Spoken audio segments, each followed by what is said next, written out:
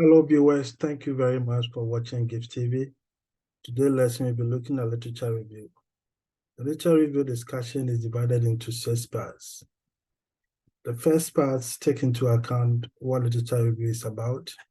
The second part looks into how to search for literature review.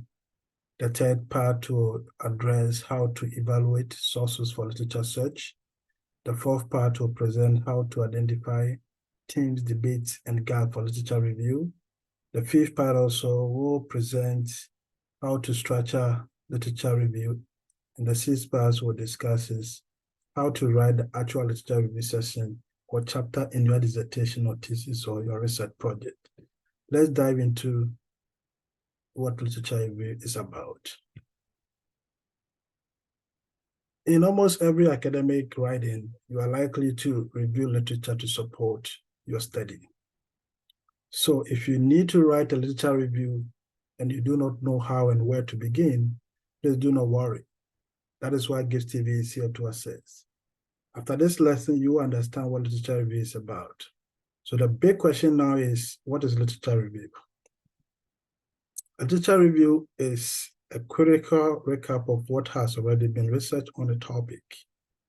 It could be anything from journal articles or books, or maybe several other scholarly sources. There are also some other definitions for literature review. Let's look at some of other definitions of literature review. Literature review is a survey of scholarly sources on a specific topic. And some of the scholarly sources include Muse Project, Internet Archive, Semantic, Academia, JSTOR, Brill. Brill is also taken into account that of the African and Asian Journal. And you can also look into ProQuest to view or research on several other past dissertation or theses from different universities. Literature review is a piece of academic writing that demonstrates knowledge and understanding of the academic literature on a specific topic placed in a context. Why literature review matters? It matters because it enables you to do the following. 1, to find out for yourself what is already known about the topic and how other researchers have approached the topic.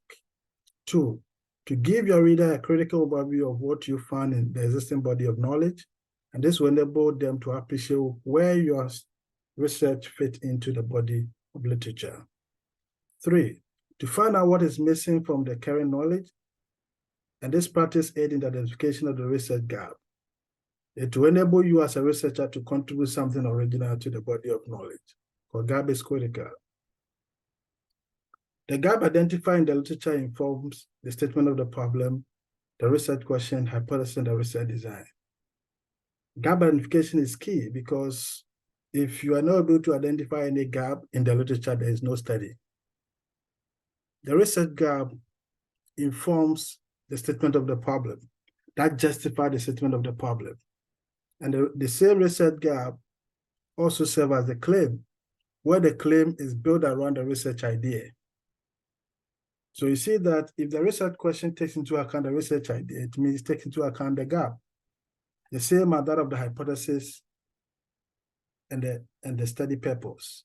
So the research question, the hypothesis, and the purpose of the study, all these 3 elements informs your research design. So it's very important to clearly identify your gap. How helpful is the literature review to the research process? The literature review gives you a chance to, 1, demonstrate your familiarity with the topic and a scholarly context. 2, develop a conceptual framework and methodology for your research. 3, develop you to justify your research question, hypothesis, and the problem.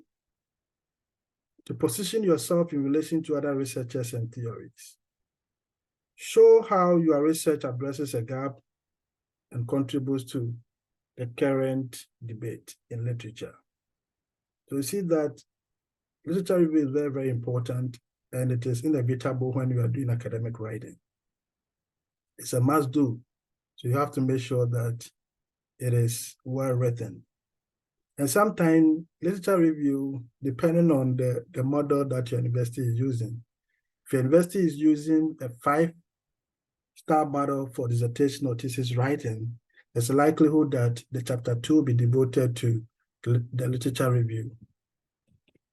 If you are doing 6 model type of dissertation writing or thesis writing, there's a likelihood that the literature review chapter will fall under chapter 3, because the first chapter will be devoted to the introduction, then the second chapter will be devoted to the theoretical framework, the third chapter will be devoted to the literature review. Take note of that.